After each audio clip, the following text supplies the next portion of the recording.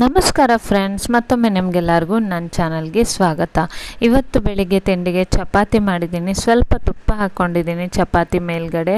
ಅದ್ರ ಜೊತೆಗೇ ನಿನ್ನೆ ವ್ಲಾಗಲ್ಲಿ ನಾನು ಶೇರ್ ಮಾಡಿದ್ದೆ, ಲಾಸ್ಟ್ ವ್ಲಾಗಲ್ಲಿ ನಾನು ಇದು ಕೋಡು ಬೀನ್ಸ್ ಥರ ಇರುತ್ತಲ್ವ ಅದ್ರದ್ದು ಪಲ್ಯ ಮಾಡಿದ್ದೀನಿ. ಸೊ ಬೆಳಿಗ್ಗೆ ಕೂಡ ಚಪಾತಿ ಜೊತೆಗೆ ಅದೇ ಪಲ್ಯ, ಆಮೇಲೆ ಸ್ವಲ್ಪ ಪಲ್ಯ ಉಳಿದಿತ್ತು, ಅದಕ್ಕೋಸ್ಕರನೇ. ಸೊ ಬೆಳಿಗ್ಗೆದಾಯಿತು ಎಲ್ಲ. ಅದಾದಮೇಲೆ ನನಗೆ ಟೈಮೇ ಸಿಗಲಿಲ್ಲ ವ್ಲಾಗನ್ನು ಕಂಟಿನ್ಯೂ ಮಾಡೋದಕ್ಕೆ. ಆಮೇಲೆ ಸ್ವಲ್ಪ ವ್ಲಾಗನ್ನು ಕಂಟಿನ್ಯೂ ಮಾಡ್ತಾಯಿದ್ದೀನಿ. 2 ಕೇಕ್ ಮಾಡಿದ್ದೆ, ಅದನ್ನು ಇವಾಗ ಬಾಕ್ಸ್ ಒಳಗಡೆ ಪ್ಯಾಕ್ ಮಾಡಿ ಇಡ್ತಾಯಿದ್ದೀನಿ. ಲಾಸ್ಟ್ ವ್ಲಾಗಲ್ಲಿ ಹೇಳಿದ್ದೆ, ರಾತ್ರಿ ಹೊತ್ತು 2 ಕೇಕ್ ಮಾಡಿ ಇಟ್ಕೊಂಡಿದ್ದೀನಿ. ಕೇಕ್ ಯಾವತ್ತು ಓಪನ್ ಆಗಿ ಇಡಬಾರ್ದು, ಓಪನ್ ಆಗಿ ಇಟ್ಟಿದ್ರೆ ಅಷ್ಟೊಂದು ಚೆನ್ನಾಗಿರಲ್ಲ. ನಾನಂತೂ ಮನೇಲಿ ಮಾಡೋದ್ರಿಂದ ಕೇಕನ್ನು ನಾನು ಜಾಸ್ತಿ ದಿನ ಎಲ್ಲ ಸ್ಟೋರ್ ಮಾಡಲ್ಲ. ನೀವು ಬೇಕ್ರಿಗಳಲ್ಲೆಲ್ಲ ಕೇಕ್ ತೊಗೊಳ್ತೀರ ನೋಡಿ, ಅದು ತುಂಬ ಅನ್ಹೈಜಿನಿಕ್ ಆಗಿ ಮಾಡ್ತಾರೆ. ಅವರು ಚೆನ್ನಾಗಿ ಮಾಡಲ್ಲ, ಅಂದರೆ ಮನೆಯಲ್ಲಿ ಮಾಡಿದಷ್ಟು ಕ್ಲೀನ್ನೆಸ್ ಆಗಿ ಮಾಡಲ್ಲ. ಅದಲ್ಲದೆ ಅವರು ಸ್ಟೋರ್ ಮಾಡೋದಕ್ಕೆ ಏನೆಲ್ಲ ಆ್ಯಡ್ ಮಾಡ್ತಾರೆ, ಮತ್ತು ಅವರು ಎಷ್ಟೆಷ್ಟು ದಿನಗಳಲ್ಲಿ ಇಟ್ಟಿರೋ ಕೇಕ್ ಕೂಡ ಇರುತ್ತೆ. ಅದಲ್ಲದೆ ನಿಮಗೆ ಯಾವ ರೀತಿ ಬೇಕು ಆ ರೀತಿ ಮಾಡಿಕೊಡಲ್ಲ. ಅಲ್ಲಿ ಏನಿರುತ್ತೋ ಅದನ್ನೇ ನೀವು ತೊಗೊಂಡು ಬರಬೇಕಾಗತ್ತೆ. ಬಟ್ ನಾನೇನೆಂದರೆ, ಯಾರಿಗೆ ಯಾವ ರೀತಿ ಕೇಕ್ ಬೇಕು, ಯಾವ ಫ್ಲೇವರ್ ಅಂತಲ್ಲ, ಯಾವ ಡಿಸೈನ್ ಕೂಡ ಯಾರು ಕಳಿಸಿದ್ರು, ಸೊ ಅದನ್ನು ನಾನು ಮಾಡ್ಕೊಳ್ತೀನಿ. ಸೇಮ್ ಅಮೌಂಟ್ ತೊಗೊಳ್ತೀನಿ. ನಾನು 350 ರೂಪೀಸ್ ಮಾಡ್ತೀನಿ. 1/2 kg ಐಸ್ ಕೇಕ್ ಇದು 350 ರೂಪೀಸ್ ಮಾಡ್ತೀನಿ. ಇದು ಇವಾಗ ಒಂದು ಚಾಕ್ಲೇಟ್ ಮತ್ತು ರಸ್ಮಲೈ ಕೇಕ್ ಮಾಡಿ ಇವಾಗ ಫ್ರಿಡ್ಜ್ ಒಳಗಡೆ ಇಟ್ಬಿಡ್ತೀನಿ. 2 ಬಾಕ್ಸ್ ಒಳಗಡೆ ಹಾಕಿ ಇಟ್ಬಿಡ್ತೀನಿ. ಅರ್ಜೆಂಟ್ ಆರ್ಡರ್ ಬಂದುಬಿಡತ್ತೆ ಅಂಥೇಳಿ. ಬೆಳಿಗ್ಗೆ ಬಂದುಬಿಟ್ಟಿತ್ತು ರಸ್ಮಲೈ ಕೇಕ್ ಆರ್ಡರ್. ಸೊ ಅದನ್ನು ನಾನು ನಿಮ್ಮ ಜೊತೆ ನೆಕ್ಸ್ಟ್ ವ್ಲಾಗಲ್ಲಿ ಶೇರ್ ಮಾಡ್ತೀನಿ. ಅದನ್ನು ಮೇಲ್ಗಡೆ ಯಾವ ರೀತಿ ಡಿಸೈನ್ ಮಾಡಿದ್ದೀನಿ ಅದೆಲ್ಲ ಅಂತ. ಇವಾಗ ನಾನು ಚಹಾ ಮಾಡೋದಕ್ಕೆ ಇಟ್ಕೊಳ್ತಾ ಇದ್ದೀನಿ. ಸ್ವಲ್ಪ ಮಧ್ಯಾಹ್ನ ಆಗೋಗಿತ್ತು, ಮಗು ಮಲಗಿದ್ದ. ಸೊ ಅಷ್ಟರಲ್ಲಿ 1 ಕಪ್ ಚಹಾ, ಸ್ಪೆಷಲ್ ಚಹಾ ಕುಡಿದು ಬಿಡೋಣ ಅಂಥೇಳಿ ನನ್ನ ವ್ಲಾಗ್ ಆಲ್ಮೋಸ್ಟ್ ಈ ಟೈಮಿಂದನೇ ಸ್ಟಾರ್ಟ್ ಮಾಡಿಬಿಡ್ತೀನಿ. ಯಾಕಂದರೆ ಬೆಳಗ್ಗೆಯಿಂದ ಫುಲ್ ವ್ಲಾಗನ್ನು ಕಂಟಿನ್ಯೂ ಮಾಡೋದಕ್ಕೆ ಆಗೋದೇ ಇಲ್ಲ. ನನಗೆ ಇರೋ 2 ಗಂಟೆಯಲ್ಲಿ ನನ್ನ ಗಡಿಬಿಡಿ ಆಗಿಬಿಡುತ್ತೆ. ಅವಳು ಸ್ಕೂಲು, ಮಗುನ ನೋಡ್ಕೊಳ್ಳೋದು, ಆಮೇಲೆ ಮಕ್ಕಳನ್ನು ಸ್ನಾನ ಮಾಡಿಸೋದು, ಅವಳಿಗೆ ಸ್ಕೂಲ್ ರೆಡಿ ಮಾಡಬೇಕು. 2 ಜಡೆ ಬರಲ್ಲ ಅವಳಿಗೆ, ಜುಟ್ಟು ಹಾಕ್ತೀನಿ. ಅದೆಲ್ಲ ಮಾಡೋಷ್ಟರಲ್ಲಿ ತುಂಬಾ ಟೈಮ್ ಆಗೋಗ್ಬಿಡುತ್ತೆ. ಟೈಮ್ ಅಂದರೆ ನನಗೆ ಟೈಮ್ ಕೂಡ ಲಿಮಿಟ್ ಇರುತ್ತೆ, ಅಂದರೆ ಆಫೀಸ್ ಕೆಲಸ ಕೂಡ ಇರುತ್ತೆ. ಆ ಟೈಮಲ್ಲಿ ನನಗೆ ಫೋನ್ ಹಿಡ್ಕೊಳ್ಳೋದಕ್ಕೆ ಕೂಡ ಟೈಮೇ ಸಿಗಲ್ಲ. ತುಂಬ ಗಡಿಬಿಡಿ ಮಾಡಿಕೊಂಡು ಬೇಗ ಮಾಡಿ ಮುಗಿಸ್ಬಿಡ್ತೀನಿ.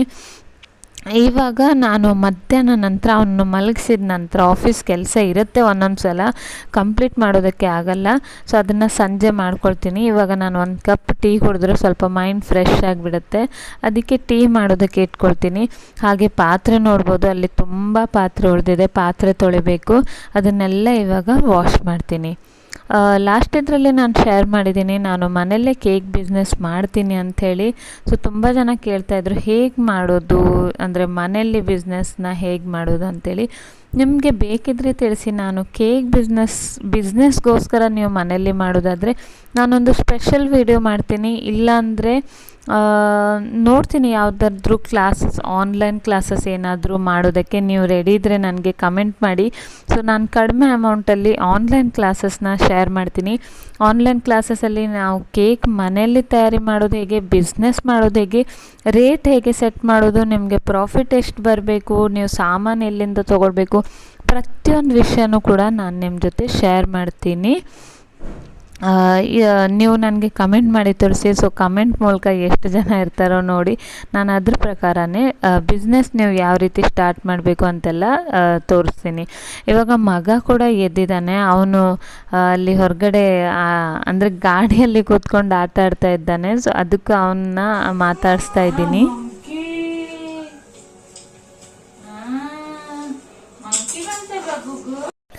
ಅದು ಅವನಿಗೆ ಟಿ ವಿಯಲ್ಲಿ ಮಂಕಿ ಮತ್ತು ಟ್ರಂಕ್ ಅಂತ ಒಂದು ಬರುತ್ತೆ ಕಾರ್ಟೂನ್, ಅದು ಹಾಕಿ ಕೊಡ್ತೀನಿ. ತುಂಬ ಏನು ನೋಡಲ್ಲ, ಬಟ್ ಕೆಲವೊಂದು ಸಲ ನೋಡ್ತಾ ಕೂತ್ಕೊಳ್ತಾನೆ, ಟೈಮ್ ಪಾಸ್ ಮಾಡ್ತಾನೆ. ಅದಕ್ಕೋಸ್ಕರನೇ ಅದು ಹಾಕಿ ಕೊಡ್ತೀನಿ. ಇವಾಗ ಮತ್ತೆ ಟಾಪಿಕ್ಗೆ ಬರ್ತೀನಿ.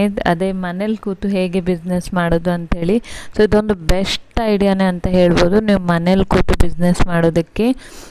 ಬೇಕ್ರಿನ ಮನೇಲಿ ಬೆಸ್ಟ್ ಐಡಿಯಾ. ನಿಮಗೆ ಯಾವುದೇ ಎಕ್ಸ್ಟ್ರಾ ಸಾಮಾನು ಏನು ಬೇಡ, ತುಂಬ ದೊಡ್ಡ ದೊಡ್ಡ ಇನ್ವೆಸ್ಟ್ಮೆಂಟು ಕೂಡ ಇಲ್ಲ. ಒಂದು 2,000-3,000 ಅಷ್ಟೇ ಇನ್ವೆಸ್ಟ್ಮೆಂಟ್ ಮಾಡಿದ್ರೆ ಸಾಕಾಗುತ್ತೆ. ಸ್ಟಾರ್ಟಿಂಗಲ್ಲಿ ನೀವು ದೊಡ್ಡ ಇನ್ವೆಸ್ಟ್ಮೆಂಟು ಏನು ಬೇಡ. ನಾನು ಇದುವರೆಗೂ ಯಾವ ಕೇಕ್ ಕೂಡ ಓವನಲ್ಲಿ ಎಲ್ಲ ಮಾಡೋದೇ ಇಲ್ಲ. ತುಂಬ ಕೇಕ್ ಮಾಡಿದ್ದೀನಿ, ಬಟ್ ಗ್ಯಾಸ್ ಮೇಲೆ ಮಾಡೋದು. ನಿಮಗೆ ಬೇಕಂದರೆ ತಿಳಿಸಿ, ನಾನು ಸ್ಟೆಪ್ ಬೈ ಸ್ಟೆಪ್ ನಿಮಗೆ ಶೇರ್ ಮಾಡ್ತೀನಿ ಯಾವ ರೀತಿ ಮಾಡೋದು ಅಂತೇಳಿ. ಎಲ್ಲನೂ ಶೇರ್ ಮಾಡ್ತೀನಿ. ಸೊ ನೀವು ನನಗೆ ಕಮೆಂಟ್ ಮಾಡಿ, ಅದ್ರ ಪ್ರಕಾರನೇ ನಾನು ಮಾಡ್ತೀನಿ. ಇವಾಗ ಮನೆ ಕೆಲಸ, ಪಾತ್ರೆ ತೊಳೆದು ಎಲ್ಲ ಆಗಿಬಿಟ್ಟಿದೆ. ಇವಾಗ ಸ್ವಲ್ಪ ನೆಲ ಒರೆಸ್ಕೊಂಡು ಬಿಡ್ತೀನಿ. ಇವಾಗ ಮಳೆಗಾಲ, ತುಂಬ ಮಳೆ ಬರ್ತಾಯಿದೆ. ನೊಣಗಳು ಆ್ಯಕ್ಚುಲಿ ತುಂಬ ಓಡಾಡ್ತಾಯಿದೆ. ಅದು ಸ್ಪೆಷಲಿ ಮಗನ ಕೈಗೆ ಏನಾದರೂ ಕೊಟ್ಟಿದ್ರೆ ಕೆಳಗಡೆ ಹಾಕಿಬಿಡ್ತಾನೆ. ಕೆಳಗಡೆ ಯಾವಾಗಲೂ ಏನಾದರೂ ಬಿದ್ದಿರ್ತಾ ಇರುತ್ತೆ, ಇಲ್ಲಾಂದರೆ ಏನಾದರೂ ಗಲೀಜು. ಮಕ್ಕಳಿದ್ದ ಮೇಲೆ ಮನೆ ಕೇಳಬೇಕಾ, ಏನಾದರೂ ಗಲೀಜು ನಡೀತಾ ಇರುತ್ತೆ. ಸೊ ಅದಕ್ಕೆ ಒರೆಸ್ತೀನಿ. ಒಂದು ಸಲ ದಿನಕ್ಕೆ ಒರೆಸ್ತೀನಿ. ಮೊದಲಾಗಿದ್ದರೆ ಆ್ಯಕ್ಚುಲಿ ಮಕ್ಕಳಿಲ್ದಿದ್ದಾಗ ನಾನು ಒಂದೊಂದು ಸಲ 2-3 ದಿನಕ್ಕೆ ಒಂದು ಸಲ ಒರೆಸ್ತಾ ಇದ್ದೆ. ಅಂದರೆ ಏನು ಗಲೀಜೇ ಆಗೋಲ್ಲ. ಬಟ್ ತನಿಕ್ಷಾ ಸ್ವಲ್ಪ ದೊಡ್ಡವಳಾದಮೇಲೆ, ಚಿನ್ನು ಸ್ವಲ್ಪ ದೊಡ್ಡವಳಾದಮೇಲೆ ಡೈಲಿ ಒರೆಸ್ತೀನಿ. ಬಟ್ ರಾತ್ರಿ ಹೊತ್ತು ನಾವು ಎಲ್ಲ ಊಟ ಮಾಡಿದ ನಂತರ ಒರೆಸ್ತೀವಿ, ಅಂದರೆ ಕ್ಲೀನ್ ಆಗಿಬಿಡುತ್ತೆ ಅಂಥೇಳಿ. ಬಟ್ ಇವಾಗ ದಿನಕ್ಕೆ 1-2 ಸಲನಾದರೂ ಒರೆಸ್ಲೇಬೇಕಾಗತ್ತೆ. ಬೆಳಿಗ್ಗೆ ಒರೆಸಿದ್ದು ಸಂಜೆ ನೋಡಿದ್ರೆ ಮತ್ತೆ ಪುನಃ ಗಲೀಜಾಗಿಬಿಟ್ಟಿರುತ್ತೆ. ಅದಕ್ಕೇ ಇವಾಗ ನೋಡಿದ್ರಿ, ಫೋಟೋ ಫ್ರೇಮ್ ನೋಡಿದ್ರಲ್ವ ಫ್ರೆಂಡ್ಸ್. ಫ್ರೇಮ್ ವಾಲ್ ಹೇಗಿದೆ ಅಂತ ನನಗೆ ಕಮೆಂಟ್ ಮಾಡಿ ತಿಳಿಸಿ. ಅದು ನಾನೇ ಡಿಸೈನ್ ಮಾಡಿ ಇದೇ ರೀತಿ ಬೇಕು ಅಂಥೇಳಿ ಮಾಡಿರೋದು. ಸಂಜೆ ಆಗಿದೆ. ಸಂಜೆ ಎಲ್ಲ ನೆಲ ಒರೆಸಿ ಮುಗಿಯೋಷ್ಟರಲ್ಲಿ 5 ಗಂಟೆ ಆಗಿಬಿಟ್ಟಿತ್ತು. ಆವಾಗ ನಾನು ಯೋಚನೆ ಮಾಡಿದೆ, ಸ್ವಲ್ಪ ನೂಡಲ್ಸ್ ಉಳಿದಿತ್ತು. ಚಿನ್ನುಗೋಸ್ಕರ ನಾನು ಜಸ್ಟ್ ನೂಡಲ್ಸ್ ಮತ್ತು ಸೇಜ್ವಾನ್ ಚಟ್ನಿ ಹಾಕ್ಬಿಟ್ಟು ಮಿಕ್ಸ್ ಮಾಡಿ, ಅವಳಿಗೆ ಏನು ಈರುಳ್ಳಿ ಎಲ್ಲ ಏನು ಸಿಕ್ಕಿದ್ರೂ ಅವಳಿಗೆ ಇಷ್ಟನೇ ಆಗಲ್ಲ. ಅದಕ್ಕೋಸ್ಕರನೇ ಅವಳನ್ನ ಕರ್ಕೊಂಡು ಬಂದುಬಿಟ್ಟು ಅವ್ರಿಗೋಸ್ಕರನೇ ಮಾಡಿದ್ದೆ. ಬೇಗ ಮಾಡಿ ಅವಳಿಗೆ ಕೊಟ್ಟೆ. ಬಟ್ ಅವಳು ತಿನ್ನಲೇ ಇಲ್ಲ. ಅದು ನಾನೇ ತಿನ್ನಬೇಕಾಯ್ತು. ಇವಾಗ ಮಗುಗೋಸ್ಕರ ಮನ್ನ ಹೆಲ್ತ್ ಮಿಕ್ಸ್ ಮಾಡ್ತಾಯಿದ್ದೀನಿ. ಆವಾಗ ಚಿನ್ನನ ಕರ್ಕೊಂಡು ಬರೋದು ಸಂಜೆ 5:30 ಆಗಿಬಿಡುತ್ತೆ. ಸೊ ಅಷ್ಟರೊಳಗಡೆ ನಾನೆಲ್ಲ ಮನೆ ಕ್ಲೀನ್ ಮಾಡಿ ಒರೆಸ್ಬಿಟ್ಟು, ಅದು ಬಟ್ಟೆ ಎಲ್ಲ ಒಣಗಿಸಿ ಅದೆಲ್ಲ ಮಾಡಿ ಹೋಗ್ಬಿಡ್ತೀನಿ. ಆಮೇಲೆ ಚಿಟ್ಟುಗೂ ಕೂಡ ಸಂಜೆನೇ ತಿನ್ನಿಸ್ತೀನಿ ಶಾಲೆಯಿಂದ ಕರ್ಕೊಂಡು ಬಂದ ನಂತರ. ಅದು 2ನೇ ಚಹಾ ನಡೀತಾ ಇದೆ. ಇದು ಇವಾಗ ಬೆಣ್ಣೆ ಎಲ್ಲ ತೆಗೆದಿರೋದು. ತುಪ್ಪ ಮಾಡಬೇಕು. ಅದಕ್ಕೆ ನಾನು ಇವಾಗ ಎಲ್ಲ ಹಾಕಿ ಇಡ್ತಾಯಿದ್ದೀನಿ ಒಂದು ಪಾತ್ರೆಗೆ. ಇವಾಗ ತುಪ್ಪ ಮಾಡಬೇಕು. ಚಹಾ ಇಟ್ಟಿದ್ದೀನಿ. ಆಮೇಲೆ ಚಿಟ್ಟುಗೂ ಕೂಡ ತಿನ್ನಿಸೋದಕ್ಕೆ ಇಟ್ಬಿಟ್ಟಿದ್ದೀನಿ. ಅದು ತುಪ್ಪನ ನೋಡ್ಬೋದು. ಇವಾಗ ಗ್ಯಾಸ್ ಮೇಲೆ ಕುದಿಯೋದಕ್ಕೆ ಇಟ್ಟಿದ್ದೀನಿ. ಅದರ ಜೊತೆಗೇ ಇವತ್ತು ಮಜ್ಜಿಗೆ ಸಾರು ಮಾಡಿದ್ದೀನಿ. ತುಂಬ ಸುಸ್ತಾಗಿ ಹೋಗಿತ್ತು ಇವತ್ತು. ಏನು ಮಾಡೋದಕ್ಕೂ ಮನಸ್ಸಿರಲಿಲ್ಲ. ತಂದೆಗೆ ಅಂಥೇಳಿ 2 ಚಪಾತಿ ಮಾಡಿದ್ದೀನಿ, ಮಜ್ಜಿಗೆ ಸಾರು ಮಾಡಿದ್ದೀನಿ. ಬಟ್ ತುಂಬ ಬೋರಿಂಗ್ ಅನಿಸ್ತಾಯಿತ್ತು ಊಟದಲ್ಲಿ. ಏನಾದರೂ ನಂಚ್ಕೊಳ್ಳೋದಕ್ಕೆ ಮಾಡುವಷ್ಟು ನನ್ನ ಹತ್ರ ನಿಜವಾಗ್ಲೂ ಶಕ್ತಿನೇ ಇರಲಿಲ್ಲ. ತುಂಬ ಸುಸ್ತಾಗಿಬಿಟ್ಟಿತ್ತು. ಅದಕ್ಕೆ ನಾನೇನು ಮಾಡಿದೆ, ಪನ್ನೀರ್ ಚಿಲ್ಲಿನ ಆರ್ಡರ್ ಮಾಡಿದ್ದೆ. ಇದ್ರ ಮೊಸರು ಸಾರು ಜೊತೆಗೆ ಪನ್ನೀರ್ ಚಿಲ್ಲಿ ಹಾಕ್ಕೊಂಡು ಊಟ ಮಾಡಿದ್ರೆ ತುಂಬ ಚೆನ್ನಾಗಿರುತ್ತೆ ಅಂಥೇಳಿ ಪನ್ನೀರ್ ಚಿಲ್ಲಿ ಕೂಡ ಇದ್ರ ಜೊತೆಗೆ ಆರ್ಡರ್ ಮಾಡಿದ್ದೆ. ತುಂಬ ಟೇಸ್ಟಿಯಾಗಿರುತ್ತೆ. ಹೊರಗಡೆದು ಜಾಸ್ತಿ ತಿನ್ನಬಾರ್ದು. ಬಟ್ ಒಂದೊಂದು ಸಲ ತುಂಬ ಬೋರ್ ಆದಾಗ, ತುಂಬ ಆಯಾಸ ಆದಾಗ, ಸುಸ್ತಾದಾಗ ಈ ಥರದ್ದೇನಾದರೂ ತರಿಸ್ಬಿಡೋಣ ಅಂತ ಅನಿಸ್ಬಿಡುತ್ತೆ. ಅದು ಹಸ್ಬೆಂಡೆಲ್ಲ ಬಂದಾಗ ಅವ್ರಿಗೆ ಬರೀ ಅನ್ನ ಮಜ್ಜಿಗೆ ಸಾರು ಅಷ್ಟೊಂದು ಇಷ್ಟ ಆಗಲ್ಲ. ಹಪ್ಪಳ ಹೊರಿತೀನಿ, ಬಟ್ ಅವ್ರಿಗೆ ಅಷ್ಟೊಂದು ಹಪ್ಪಳನೇ ಇಂಟ್ರೆಸ್ಟ್ ಇಲ್ಲ. ಅದಕ್ಕೆ ಇದು ಪನ್ನೀರ್ ಚಿಲ್ಲಿನ ಆರ್ಡ್ರ್ ಮಾಡಿದ್ದೀನಿ. ತುಂಬ ರುಚಿಯಾಗಿತ್ತು. ನನಗಿದು ತುಂಬ ಇಷ್ಟ ಆಗುತ್ತೆ. ಅದಾದಮೇಲೆ ಊಟ ಎಲ್ಲ ಮಾಡಿ ಎಲ್ಲ ಪಾತ್ರೆ ಎಲ್ಲ ಕ್ಲೀನ್ ಮಾಡಿಬಿಟ್ಟಿದ್ದೀನಿ. ತುಪ್ಪ ಮಾಡಿ ಇಟ್ಟಿದ್ದೀನಿ. ಅದು ಆ್ಯಕ್ಚುಲಿ ಬಾಣಲೆಯಲ್ಲೇ ಇತ್ತು.